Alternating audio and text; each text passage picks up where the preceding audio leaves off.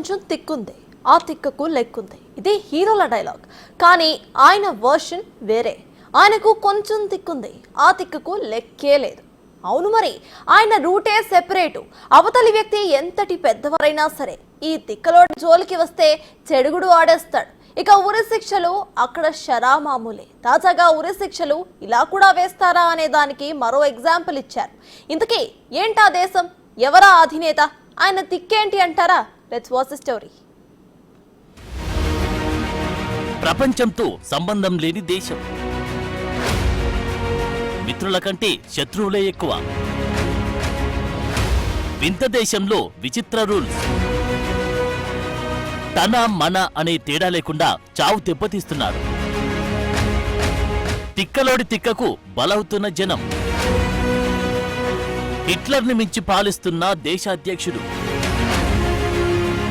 ఉత్తర Korea supreme leader Kim Jong Un గురించి special గా మాట్లాడుకోవాల్సిన అవసరం లేదు. ఆయన ఏది చేసినా సంచలనమే. తన మొండి వైఖరి గురించి వరల్డ్ వైడ్ గా మాట్లాడుకుంటూనే ఉంటారు. అగ్రరాజ్యం అమెరికాతో డి అంటే డి అంటూ యావత్ ప్రపంచాన్ని నివ్వెరపోయేలా చేశాడు. అందుకే ఉత్తర కొరియాకు మిత్ర దేశాల కంటే శత్రువులే ఎక్కువ. అందుకే ఆ దేశం మరో భూమి మీదనే ఉన్న మరొక ప్రపంచంగా పిలుస్తారు జనం. అక్కడి నుంచి ఏ విషయం లీక్ అయినా జనం ఆసక్తిగా చూస్తారు. ఎందుకంటే అవి అంత వింతగా ఉంటాయి. తాజాగా ఆయన తీసుకున్న ఓ నిర్ణయం మరోసారి ఆయన మూర్ఖత్వానికి నిదర్శనంగా నిలిచింది. ఆ న్యూస్ ప్రపంచానికి ఒక్కసారిగా షాక్ ఇచ్చింది.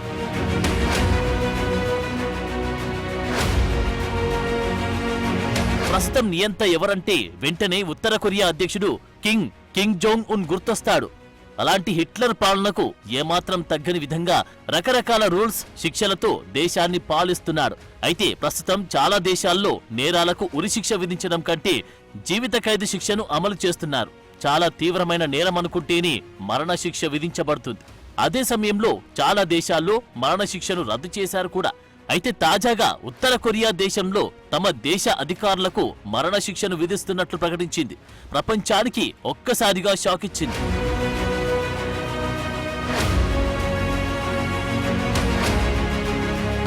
ఇది నార్త్ కొరియా.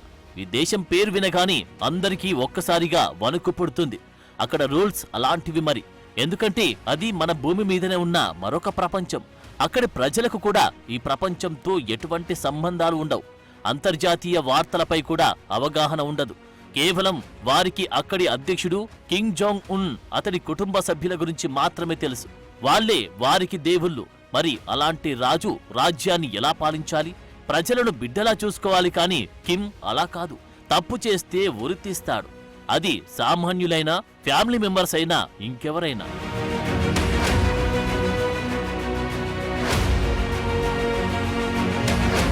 ప్రపంచం మొత్తం ఒకెత్తైతే ఉత్తర కొరియాలో కిమ్ పోకడలు మాత్రం మరో ఎత్తు. పాలనలోనే కాదు, ఆయన పెట్టే రూల్స్ కూడా వెరైటీనే. ఎంత వెరైటీ అంటే సాధారణంగా ఎవరైనా అధికారులు సరిగా పనిచేయకపోతే ప్రభుత్వ అధినేత ఏం చేస్తారు? మహా అయితే బీపీ తెచ్చుకొని అరుస్తారు. ఇంకా కోపముంటే వారి ప్రమోషన్లు ఆపేస్తారు. ఇంకా చెప్పాలంటే వారి ఇంక్రిమెంట్లు ఆపేస్తారు. వారిని సస్పెండ్ చేస్తారు, లేదా ఏదో మూల ప్రాంతానికి బదిలీ చేస్తారు. ఇలా ఏదో ఒక రకంగా వారిపై చర్యలుంటాయి. ఇదంతా జరిగేది ప్రజాస్వామ్య దేశంలో. కానీ నియంతృత్వంలో మాత్రం అలాంటి వాటికి అసలు చోటు ఉండదు. నేరుగా ఉరి తీయడమే. ఉత్తర కొరియా నియంత పాలకుడు కిమ్ అదే పని చేశారు.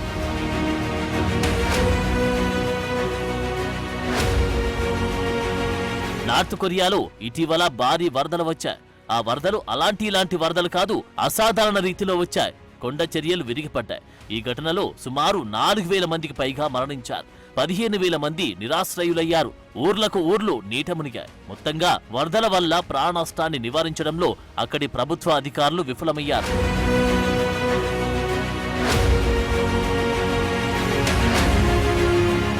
మామూలుగా మన బెజవాడలో వరదలు వస్తే ఎన్ని ఇబ్బందులు పడ్డారో తెలిసిందే.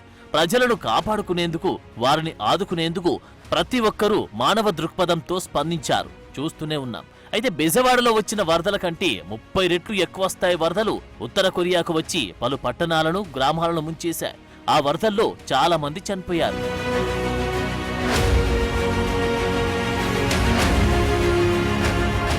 కిమ్ కూడా ప్రజలకు కష్టాలు వస్తే స్పందించాలని అనుకుంటున్నారు. అందుకే వరద బాధిత ప్రాంతాల్లో పడవ వేసుకుని మరీ పర్యటించారు. మరికొన్ని ప్రాంతాల్లో బురద నీటిలో నడుచుకుంటూ వెళ్లారు. వారి సాధక బాధలు చూసి మనోవేదనకు గురయ్యారు. కిమ్ కూడా చాలా బాధపడ్డారు.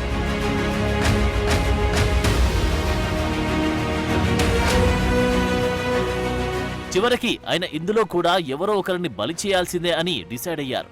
వరదల్ని ఆపలేకపోయారని ప్రజలు కిమ్పై నిందలు వేయలేదు. కానీ కిమ్ ఏకంగా 30 మందికి పైగా అధికారులను వరదలకు కారణంగా తేల్చారు. మామూలుగా అయితే వారిని ఉద్యోగాల నుంచి తీసేయడమో లేదా వారి ఇంక్రిమెంట్లు ఆపడం పనిష్మెంట్ గా చేస్తుంటాం. కానీ కిమ్ అలా చేయలేదు. వారిని ఉరితీయాలని నిర్ణయించుకున్నారు. ప్రజలకు చెప్పకపోయినా నష్టం ఏమీ లేదు. ఎందుకంటే అక్కడ కిమ్కి వ్యతిరేకంగా ఎవరు నోరు ఎత్తినా అదే గతి పడుతుంది.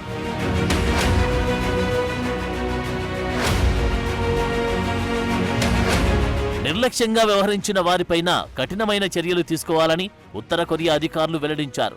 ఏకంగా నేరుగా ఉరితీయబడ్డారు. అది కూడా ఒకరు కాదు, ఇద్దరు కాదు, 30 మంది అధికారులు ఉరి శిక్షను అనుభవించారు. మరణశిక్ష విధించిన అధికారుల వివరాలను కూడా అక్కడి మీడియా వెల్లడించలేదు. అయితే ఉత్తర కొరియాలో ఇలాంటి కఠినమైన రూల్స్ కొత్తవేమీ కాదు. చాలా సార్లు ఇలాంటి రూల్స్ అమలు చేశారు అక్కడి అధ్యక్షులు కిమ్. సొంత బాబాయినే వదల్లేదు ఆయన.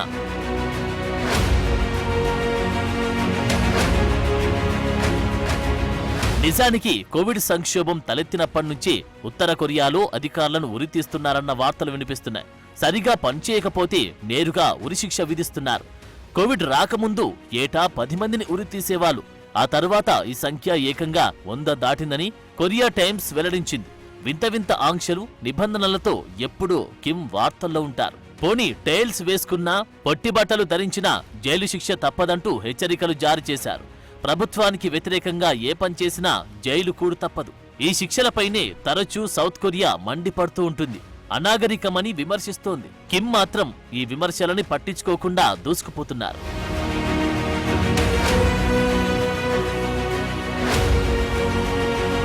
ఇక కిమ్ పైశాచికత్వం సాధారణంగా ఉండదనేది బహిరంగ రహస్యం.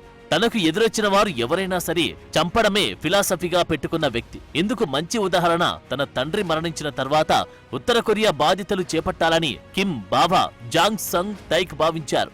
ఆ ఆలోచన వచ్చినప్పుడే ఆ ఆలోచనతో పాటు ఆయన్ను కూడా అత్యంత కిరాతకంగా అంతమొందించారట కిమ్. ఆ సమయంలో జాంగ్ సాంగ్ తైక్ వర్గం కిమ్పై తీవ్ర వ్యాఖ్యలు చేసింది. అధికారం కోసం ఎంతవరకైనా దిగజారే వ్యక్తి కిమ్ అంటూ ఆగ్రహం వ్యక్తం చేశారు. అంతేకాదు కుక్క కంటే నీచంగా ప్రవర్తిస్తాడు అని వారు మండిపడ్డారు. ఇది ఇలా ఉంటే కొద్ది రోజులకు వారి కుటుంబాన్ని కూడా కిమ్ అంతమొందించారనే వార్తలు వచ్చాయి.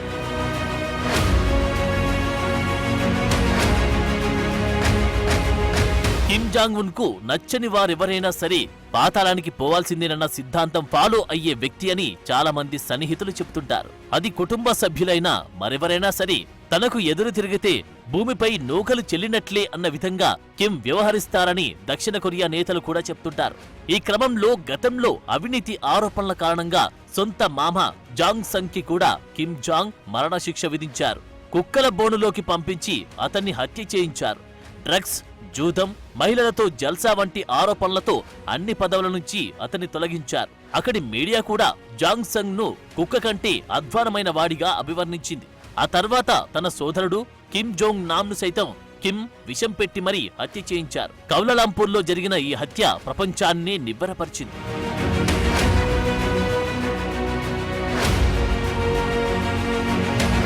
ఇలా ఒక్కటేమిటి, చివరికి ప్రత్యర్థి దేశం ప్రోగ్రామ్స్ చూసిన కిమ్ కి కోపమే.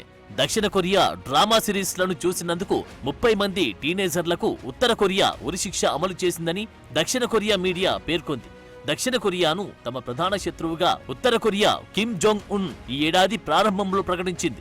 దక్షిణ కొరియా టీవీ కార్యక్రమాలు సహా అన్ని వినోద ప్రసారాలను ఉత్తర కొరియా నిషేధించింది. పెన్ డ్రైవ్ల ద్వారా ఆ కార్యక్రమాలు ఉత్తర కొరియాలోకి వస్తుంటాయి.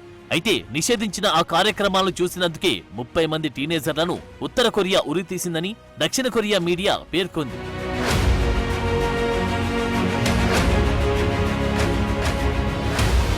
ఇంతకుముందు కరోనా టైంలో ఉత్తర కొరియాను బందీ చేశాడు కిమ్. బయట దేశాల నుంచి రాకపోకలు, నార్త్ కొరియా వాళ్లు బయటకు వెళ్లలేక కఠినంగా వ్యవహరించారు. కానీ ఓ దంపతులు మాత్రం పిల్లాడితో దేశం నుంచి వెళ్లేందుకు ప్రయత్నించారు.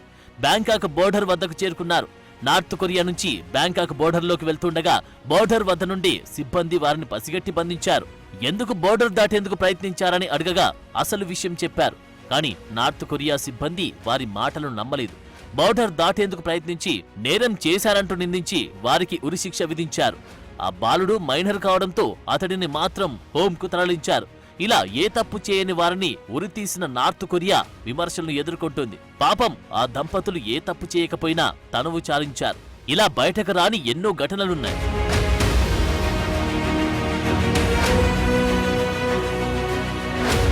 దీనిపై ఆ దేశంలోనే కాదు ఇతర దేశస్థులు, పలు అంతర్జాతీయ సంస్థలు కిమ్ చర్యలను తీవ్రంగా ఖండిస్తున్నాయి ముక్తకంఠంతో. అయినా కిమ్ మాత్రం తాను చేసిన పనిని సమర్థించుకుంటున్నారు. ఇలా చేస్తే భవిష్యత్తులో ఏ అధికారి అయినా నిర్లక్ష్యంతో పనిచేసే ఆలోచన మానుకుంటారని, దేశం కోసం, దేశ ప్రజల కోసం పనిచేస్తారని కిమ్ చెబుతున్నారు. ఇది మాత్రం దుర్మార్గమైన చర్యగా ప్రజలు అభివర్ణిస్తున్నారు.